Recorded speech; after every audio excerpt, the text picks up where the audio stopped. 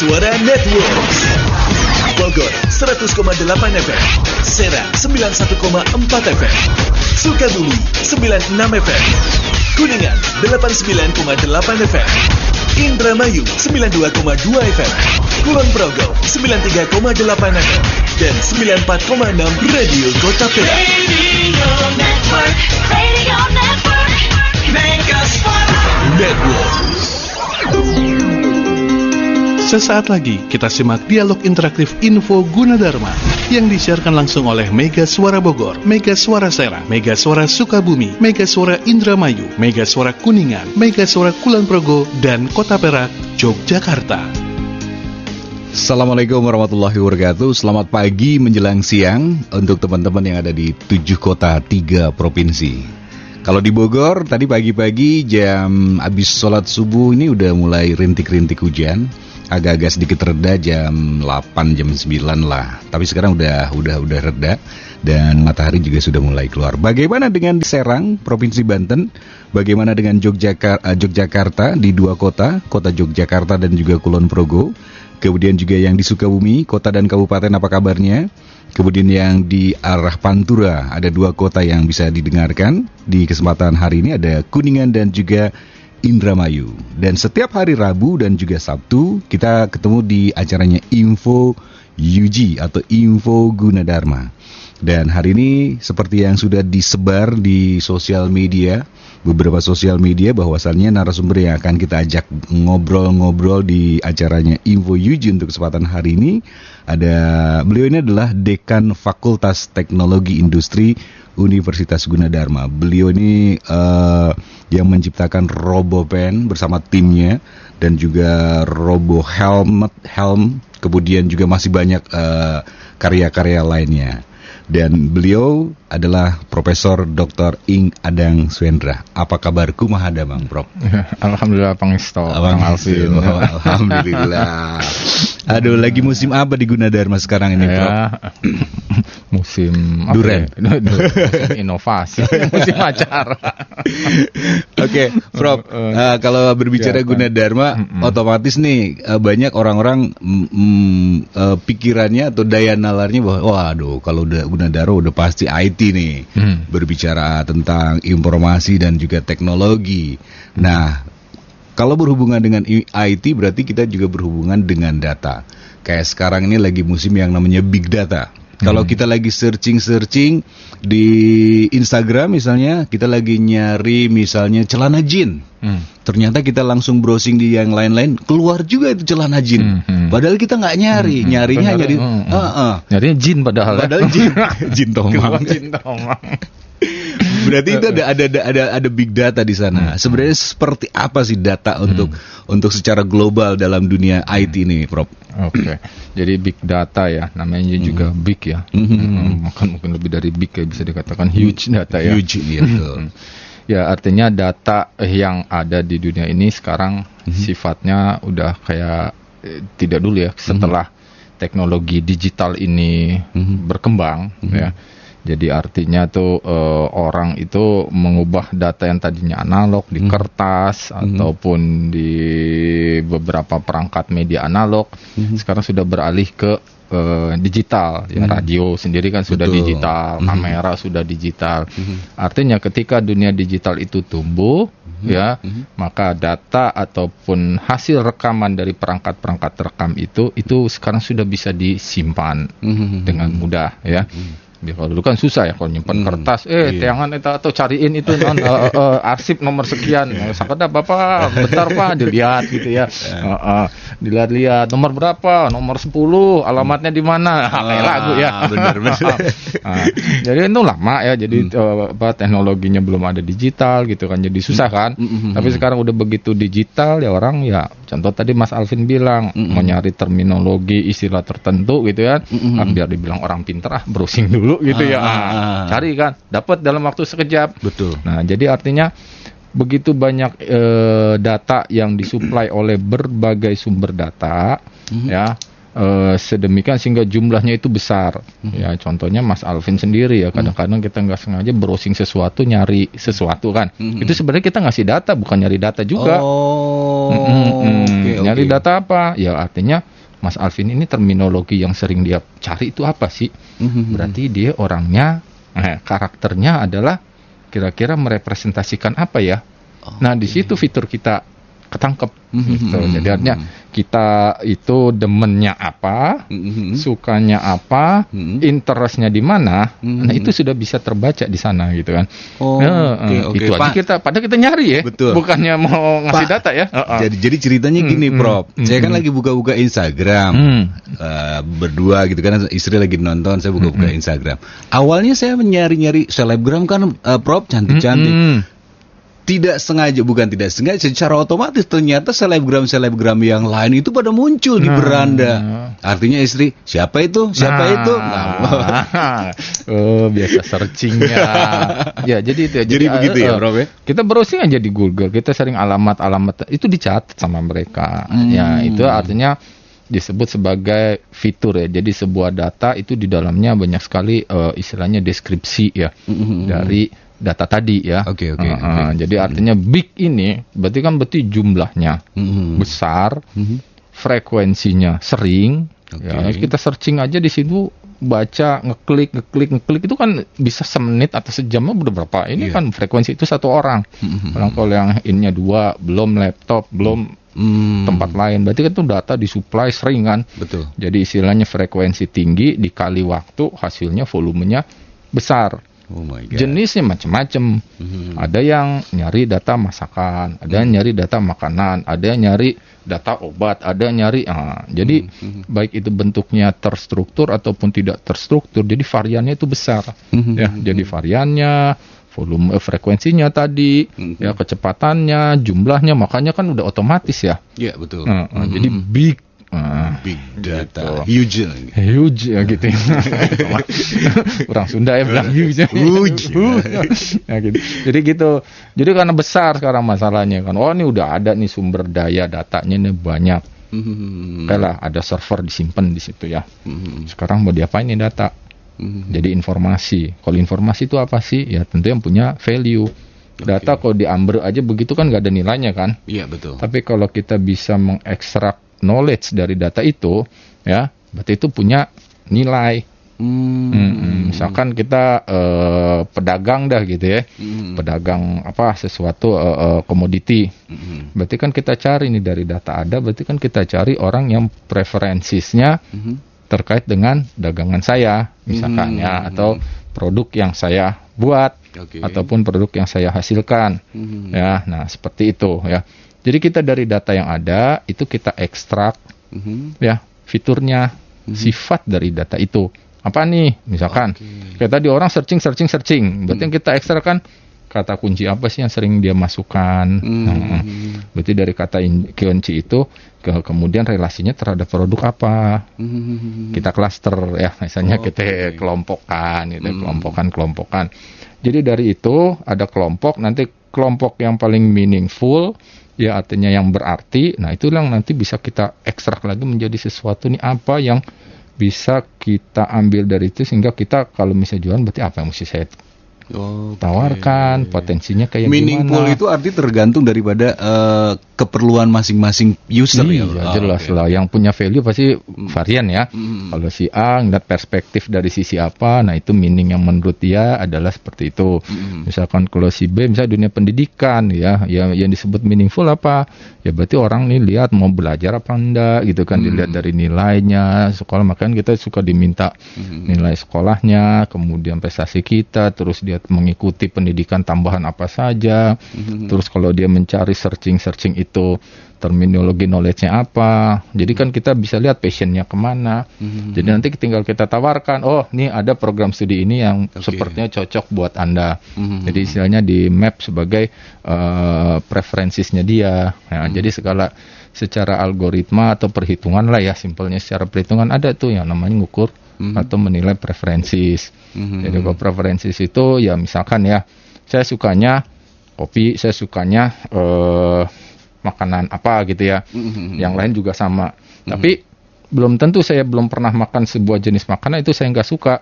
Kenapa? Karena dari preferensis yang ada itu dilihat nih dari 1000 ternyata ini sekelompok tertentu memiliki karakter yang sama. Ya.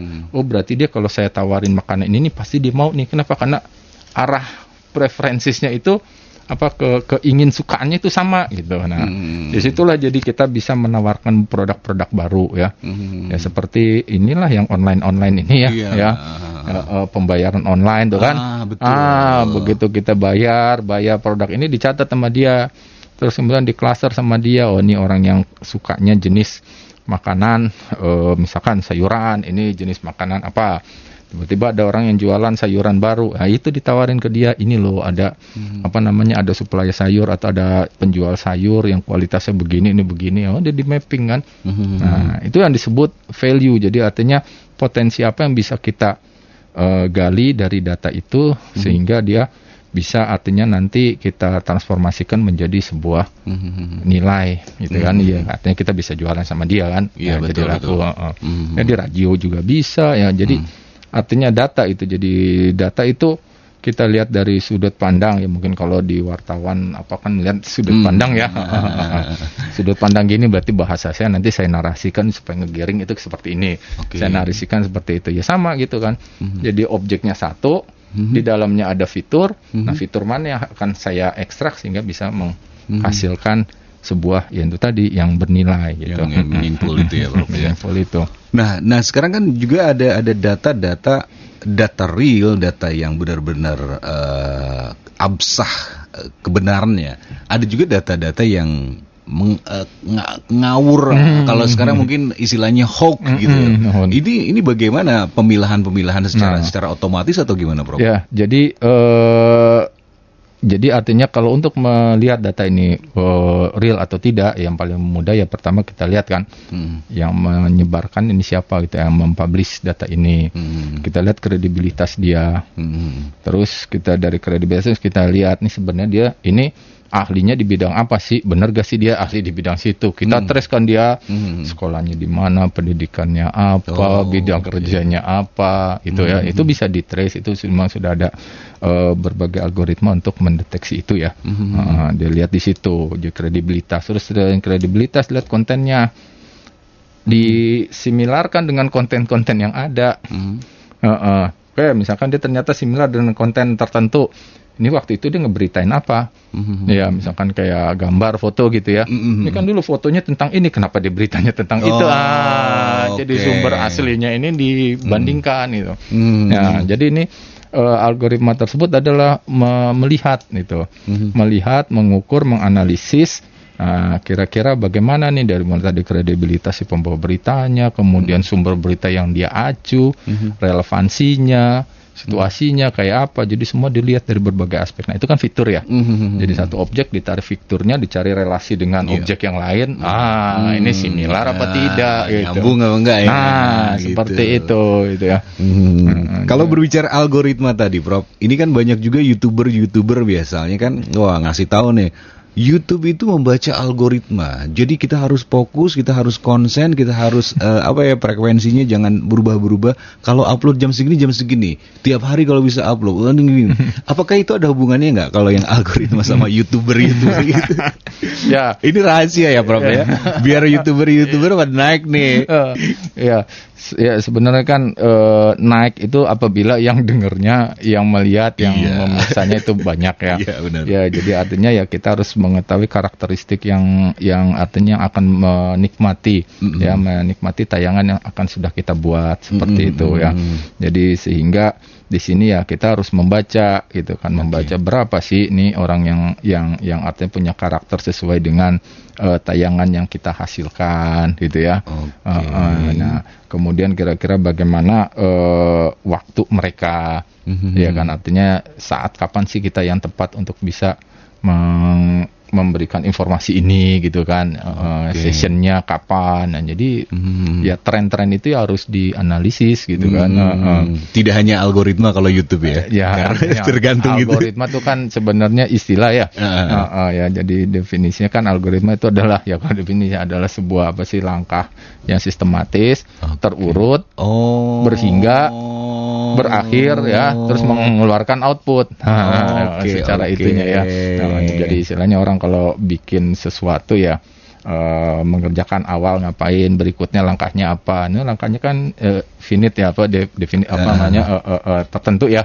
Langkahnya. Terus jumlahnya juga berhingga tuh artinya ya 1000 langkah meskipun 1.000.000 langkah tapi berhingga gitu kan. Oke. Jadi nggak looping, nggak hang, nggak lama itu. Terus juga dia berakhir dan menghasilkan luaran. Kalau nggak menghasilkan luaran ya bukan algoritma namanya. PHP kan. Aduh, PHP.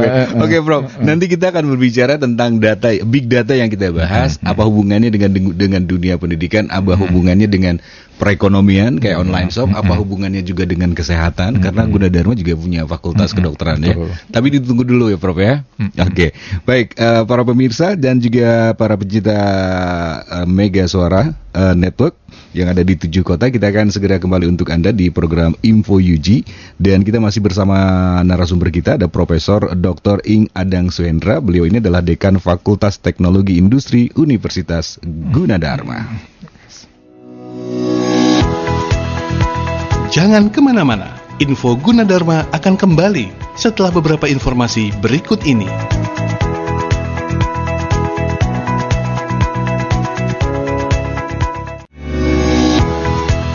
Kita kembali di Info Gunadarma. Ya, sahabat Mega Suara dan juga kawan Kota Perak, kita kembali di Info Gunadarma. Tentunya masih bersama Universitas Gunadarma, Coloring the Global Future.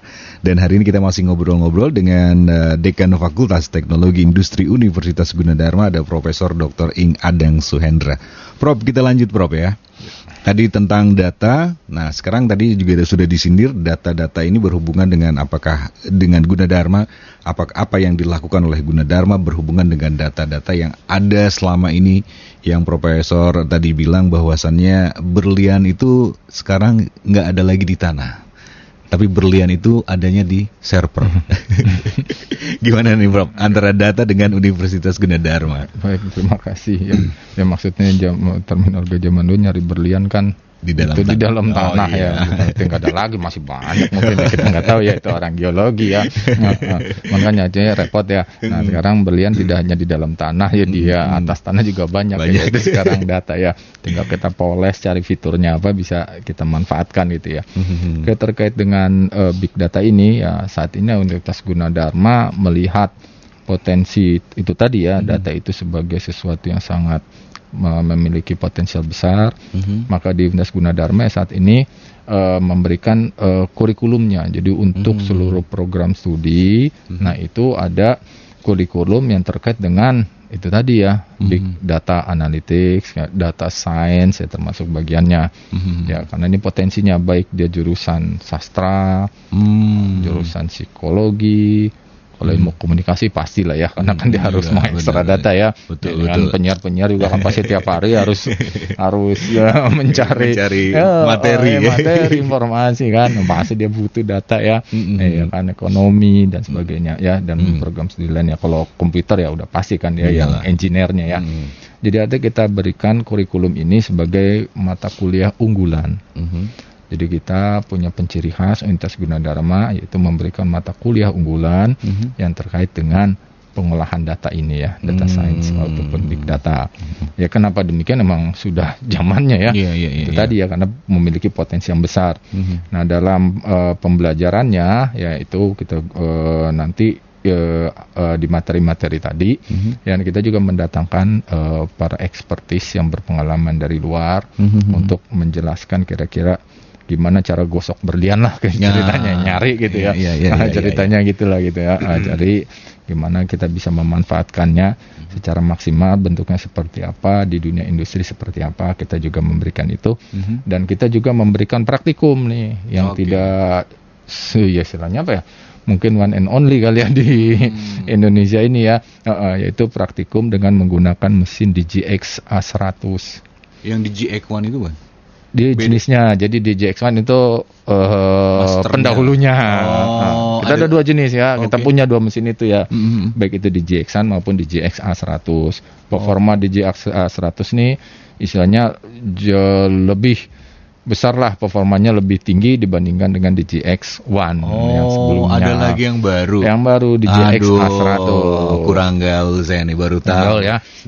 Jadi dengan superkomputer ini ya mahasiswa itu nanti juga melakukan praktikum. Ini juga untuk seluruh program studi yang ada di Universitas Gunadarma.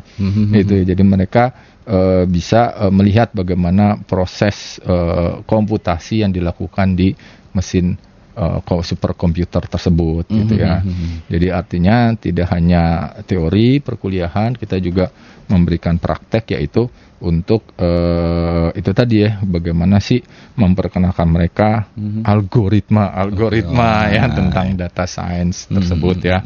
Kan pengolahannya kan data science itu ada statistik. Kita dulu belajar statistik kan ngitung ya mean, varian gitu ya. Ya rumus-rumusnya sekarang kalau di komputer kayak apa sih? Ya mungkin beberapa di komputer biasa juga sudah ada ya, TUS ya. TUS software untuk statistik ya. Baik itu di pengolah data biasa ya, spreadsheet biasa juga itu sudah juga ada datanya. Tapi ini di mesin DGX A100 seperti apa sih performance-nya? Ya tentu saja di sini karena superkomputer, nah dia kan menggunakan prosesor ya dengan kecepatan yang tinggi. Prosesor utama didukung oleh prosesor graphical processing unit. Jadi prosesornya tidak hanya CPU tetapi juga GPU itu graphic card lah, Mas Alvin ya gampangannya ya. Jadi graphic card sekarang itu bisa berfungsi sebagai prosesor. Itu jumlahnya satu card itu 5.000. Oh, sadap. Nah, dalam mesin DGX A100 ini ada 8 card. Jadi ada 40.000 prosesor. Waduh. Kalau zaman dulu ngejajarin 40.000 komputer kayak apa Mas Alvin? 40.000 prosesor. Iya, prosesornya gitu ya. Makanya dia bisa cepat gitu. Nah, sekarang jadi mahasiswa bisa merasakan gimana sih istilah mengoperasikan ya, menjalankan program ya, algoritma di mesin tersebut. Nah, tujuannya apa ya? Supaya memperkenalkan mereka dan mereka tahu gitu. Data meskipun big, gede gitu ya, itu tetap masih bisa ditangani ataupun bisa dianalisis dengan menggunakan juga mesin yang memiliki kemampuan yang besar. Seperti itu Mas Alvin ya. Kalau dulu kan DGX-1 ini setelah bahwasanya perintis ini Gunadarma satu-satunya di Indonesia, tapi setelah itu banyaklah DGX-1 superkomputer lainnya ya Prof ya. Nah, itu kan fungsinya salah satunya waktu itu juga untuk support fakultas kedokteran ya, untuk apa yang analisis badan. Nah, sekarang kalau sekarang DGX A100 ini apakah fungsinya juga sama atau lebih dari itu atau gimana?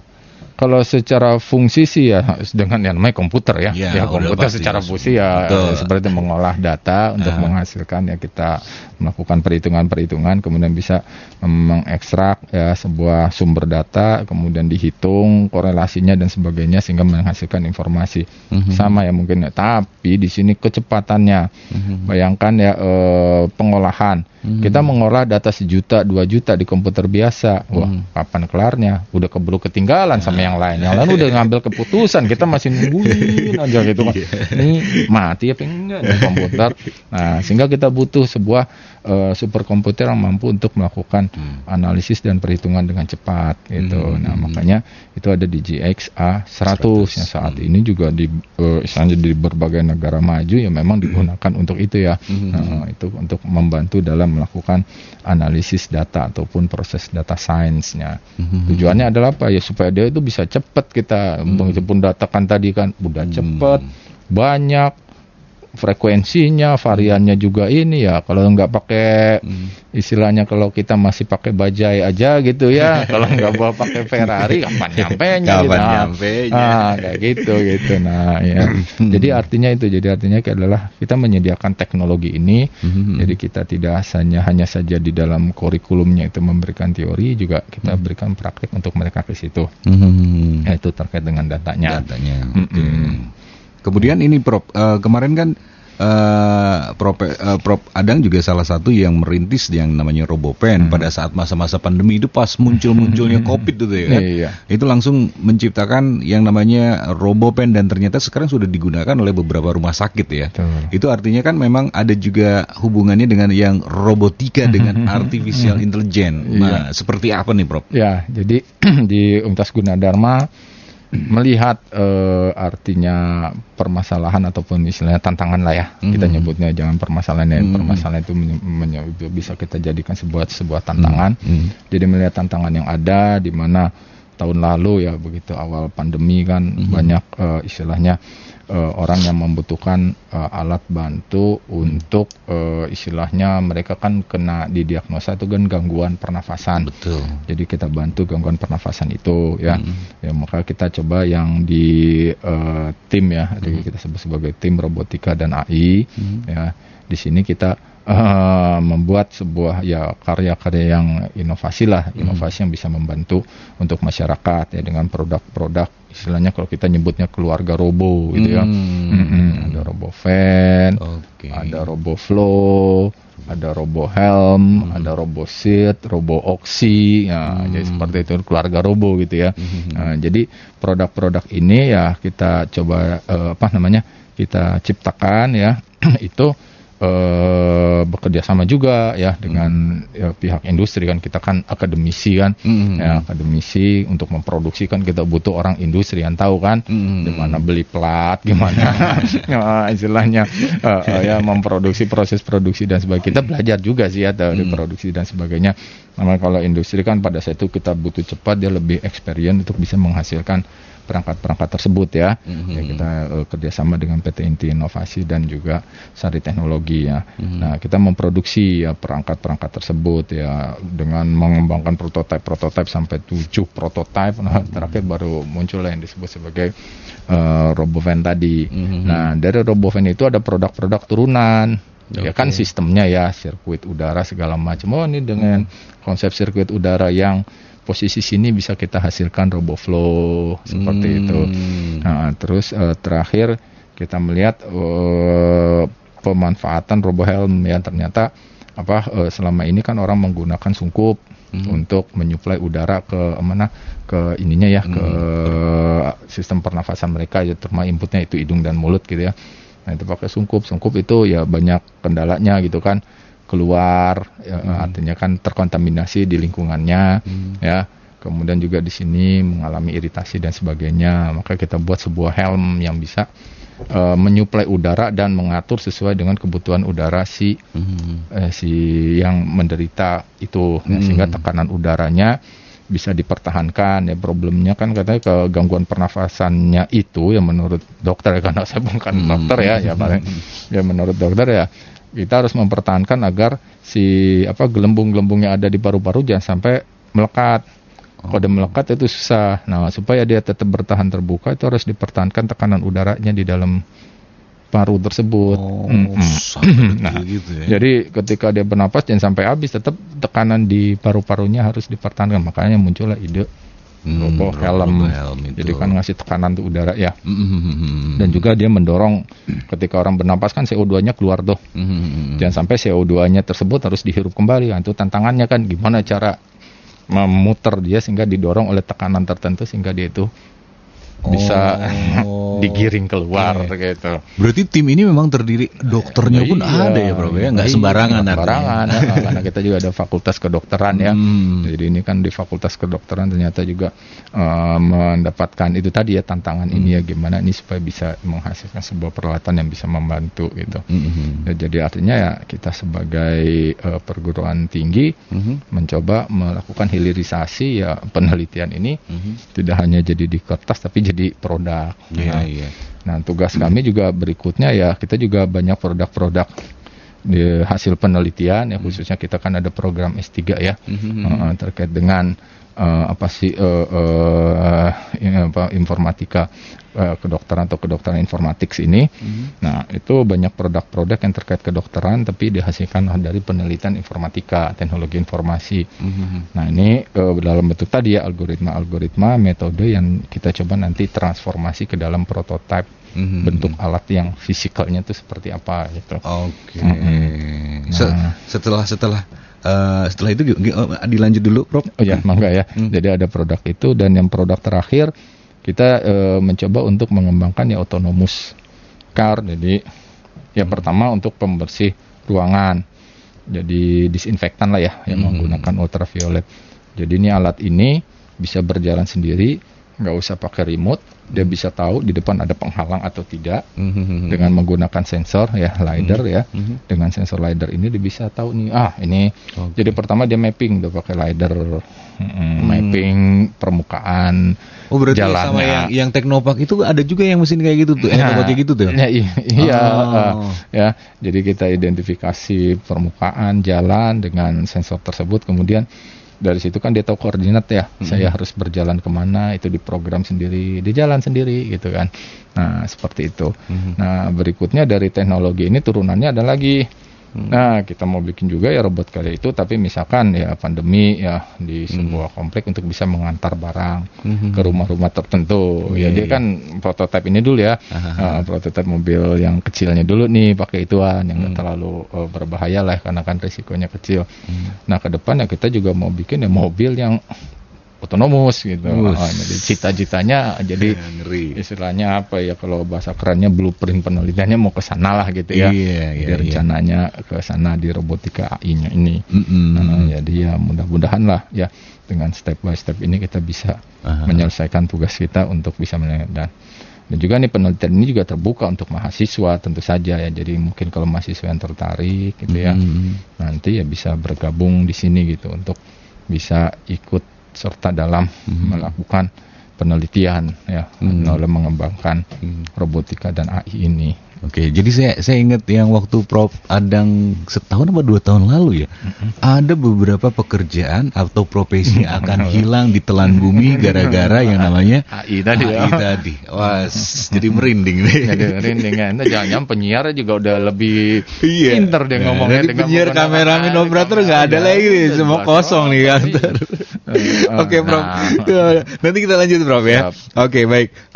Sahabat Mega Suara dan juga kawan Perak dan juga pemirsa di rumah, kita akan segera lanjutkan kembali bincang-bincang kita dengan Prof Adang tentang Universitas Gunadarma, dan sekarang kita akan berbicara tentang tadi kita berbicara data, nanti di segmen berikutnya kita akan berbicara tentang Universitas Gunadarma secara umum. Jangan kemana-mana, tetap dalam program Info UG. Jangan kemana-mana, Info Gunadarma akan kembali setelah beberapa informasi berikut ini.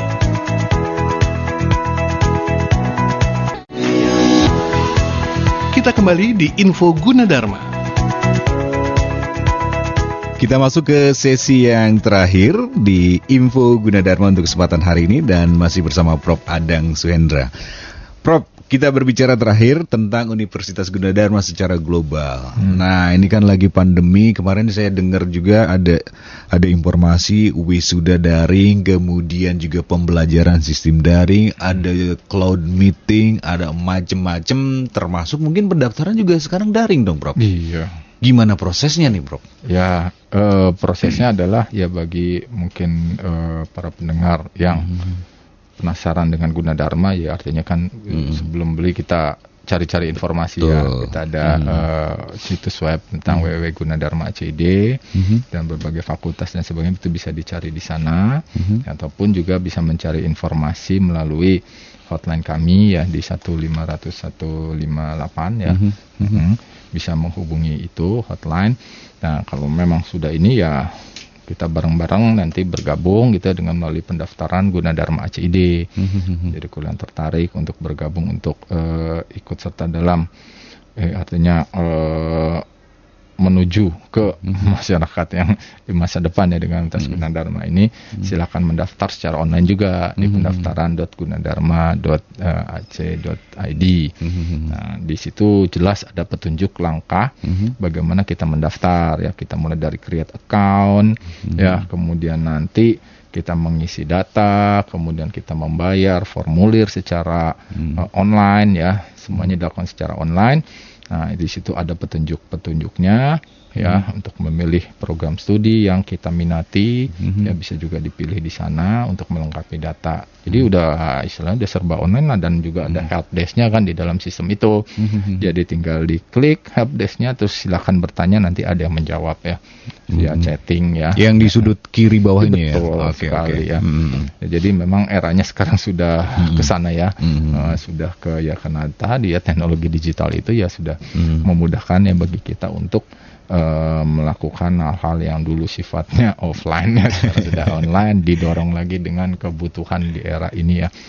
Ya, jadi itu ya, jadi mudah ya untuk mendaftar perkuliahan yang ada di Universitas Gunadarma. Gitu. Kalau di beberapa informasi juga saya mendapatkan bahwasannya Universitas Gunadarma ini adalah kampus yang berbasis IT.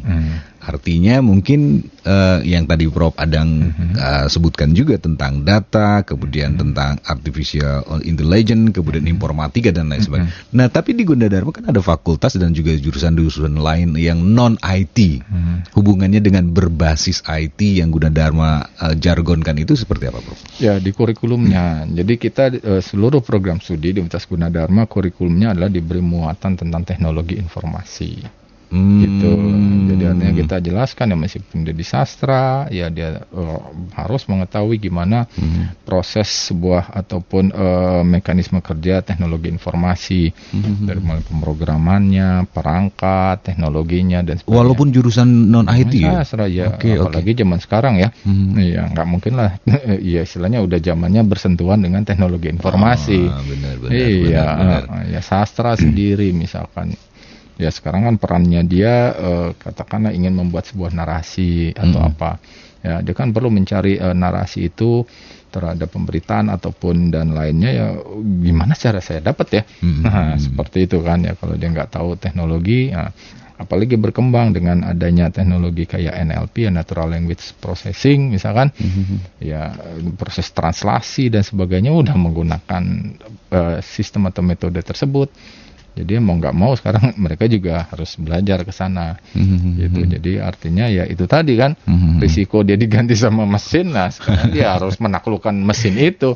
Kalau dia tidak menaklukkan mesin itu, ya dia akan tertaklukkan lah istilahnya gitu ya. Jadi kita kasihlah istilahnya seeding ataupun pengetahuan ya terkait tentang bagaimana teknologi informasi itu di bidang ilmu masing-masing ya. Jadi tadi sastra ada NLP ya sebagai contoh, kemudian juga nanti di psikologi ada itu tadi gimana kita bisa membaca karakter, fitur ya, baik itu secara visual ya maupun interaksi-interaksi yang biasa dilakukan gitu ya. Jadi diekstrak dengan sebuah teknologi ya, ataupun ya apalagi ekonomi sekarang sudah pasti ya, terkait dengan desain. Online shop. Online shop ya online shop sekarang sama memetakan si pengantar makanan kan dia analisa. Kalian sekian armada mengumpul di sini ya, kenapa nih sebentar lagi bakal banyak orang mesen ini ya, kan dari trennya, dari data gitu kan, saya ke situ jadi supaya mereka efektif gitu ya. Efektif artinya dia nggak putar-putar. Kalau zaman dulu kan ya, misalnya supir-supir taksi atau apa kan sampai ngalong-ngalong gitu ya. Kadang-kadang kan kehilangan pelanggannya dikit karena dia nggak tahu ya. Akhirnya kan dia belajar trennya jam sekian saya nongkrongnya di sini jam sekian. Terus sekarang udah dibantu dengan aplikasi kan, dengan data kan. Ini sebentar lagi orang akan banyak menu, dia mau jam makan malam nih ya. Dilihat trennya makan. Oh ini makanan nih kayak orang banyak mesen di toko ini. Armadanya diarahkan sekian persen mungkin yang dekat situ diarahkan ke sana. Nah, jadi mobilisasinya itu sudah terpola gitu kan, sehingga bisa efektif. Itu contohnya ya buat efektif efisiensi. Nah, jadi ya artinya di sini makanya dengan fenomena seperti itu, ya dulu kita menetapkan setiap program studi kita bekali itu, dan sekarang lebih diperkuat lagi dengan tadi mata kuliah unggulan di bidang artificial intelligence. Jadi teknologi informasinya sudah lebih difokuskan lagi ke artificial intelligence untuk seluruh program studi gitu. Oke. Prof, yang terakhir, ini kan Gunadarma kan akreditasinya dari Badan Akreditasi Nasional sudah A secara institusi, dan juga ada fakultas dan jurusannya ya, hampir rata-rata. biasa. Nah, sekarang kelebihan-kelebihan apa lagi? Artinya bahwasannya sebelum kita masuk ke Universitas Gunadarma, masyarakat juga harus tahu dong, kenapa sih kita harus masuk ke Universitas Gunadarma selain yang tadi disebutkan sama Prof. Adang. Ya, jadi ya itu tadi ya. Jadi Universitas Gunadarma sejak dulu sudah memiliki istilahnya keunggulan ya, sifatnya unik lah dibandingkan dengan lain ya. Jadi ya secara institusi juga kita harus memiliki hal itu. Dan Universitas Gunadarma juga respon terhadap perubahan-perubahan yang terjadi ataupun yang yang diamanatkan ke lembaga pendidikan tinggi ya. Jadi kan negara kan ada dikti, ada apa pasti dia mengatur lah tentang itu, dan artinya Gunadarma di sini juga kita selalu terus berupaya untuk bisa taat ajas sehingga lulusan kita tuh istilahnya bukan trusted aja ya, tetapi kredibel gitu ya. Kredibel artinya ini memang benar gitu kan, bukan. Jadi kita selalu menjaga itu ya, dengan proses pendidikannya gitu kan, dengan mengawasinya dan sebagainya. Dengan tentu saja luarannya itu harus memiliki beda dengan yang lain ya. Setiap lulusan nanti diberikan sertifikasi profesi juga oleh lembaga sertifikasi profesi ya, di mana di situ kita sudah banyak skemanya ya. Ada sekitar 30 bahkan ditambah ya menjadi mungkin sekitar 40 ya insyaallah dalam waktu dekat. Jadi dengan skema-skema inilah memperkuat profesional lulusan ini ya, bahwasanya mereka ya selain teori mereka juga memiliki profesionalisme di bidang keahliannya. Seperti itu ya, kita juga berikan itu ya, ujian-ujian untuk profesionalismenya. Jadi kuliah selain ujian UAS dan ujian yang biasa gitu ya, itu juga nanti akan ujian sertifikasi. Karena biasanya kalau di informasi lowongan harus sertifikasi profesi. Fotografer harus ada profesinya, sertifikasinya. Jadi artinya daya saingnya lebih kuat lah betul. dengan lulusan lain. Pendamping ijazah ya Prof. Ya, ada surat keterangan pendamping ijazah SKPI di sana. Di SKPI itu ya, itu jadi istilahnya portofolio kita itu terekam di sana dan direkam di situ ya, sehingga orang bisa tahu kan. Ya bayangkan sekarang aja orang kalau mau ngelihat kerja yang ditanya selain ijazah segala macam, Facebooknya juga ditanya kan, Instagramnya juga ditanya. Artinya apa tuh, karakter dia, profesionalisme dia dilihat di situ. Ya kalau karakter apa sih yang diposting nih gitu kan. Nah di sini juga sekarang ya kita mencoba untuk menjaga itu. Bagaimana bersosial media itu yang baik. Nah, seperti catat. Ya karena zaman sekarang yang ditanya tuh enggak cuman CV-nya mana, sosmednya apaan sih? Langsung dia browsing lihat, wah ini aktif, Nah, jadi sekarang berbagai aspek itu si dunia kerja juga udah mencium ya. Nah, maka dari situlah kita keprofesionalismean itu coba kita terapkan juga di kurikulum gitu. Jadi siap. Jadi jangan curhat di Facebook, di sosial media, jangan ya Prof ya. Ketahuan itu.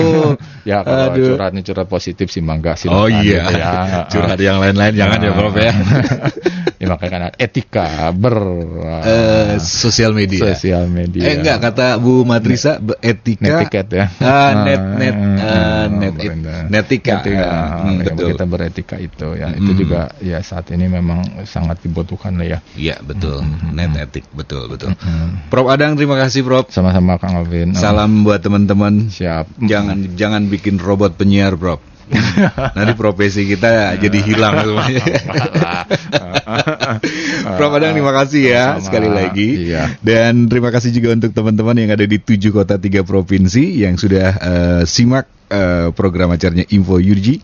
Jangan lupa Info UG ini hadir setiap hari Rabu dan juga Sabtu, disiarkan serentak di 7 stasiun Radio Mega Suara Network. Akhirnya saya yang bertugas Alvin Permadi segera undur diri. Terima kasih. Wassalamualaikum warahmatullahi wabarakatuh. Perbios. Baru saja kita simak Info Gunadarma yang disiarkan langsung oleh Mega Suara Bogor, Mega Suara Serang, Mega Suara Sukabumi, Mega Suara Indramayu, Mega Suara Kuningan, Mega Suara Kulon Progo, dan Kota Perak, Yogyakarta. Dengarkan terus Info Gunadarma di Mega Suara Network setiap hari Rabu dan Sabtu jam 9 pagi. Masa depan semakin penuh tantangan. Bekali masa depan Anda dengan ilmu pengetahuan yang dibutuhkan era globalisasi ini. Hanya Universitas Gunadarma yang mengerti akan hal itu. Simak perbincangan menarik seputar kampus Universitas Gunadarma di program Info Gunadarma Mega Suara Network. Info Gunadarma mengulas lebih banyak info pendidikan dan kesempatan meraih masa depan cemerlang. Info Gunadarma setiap Rabu dan Sabtu jam 9 pagi di 7 stasiun Mega Suara Network, Bogor, Sukabumi, Serang, Kuningan, Indramayu, Kulon Progo, dan Kota Perak, Yogyakarta. Universitas Gunadarma, Coloring the Global Future.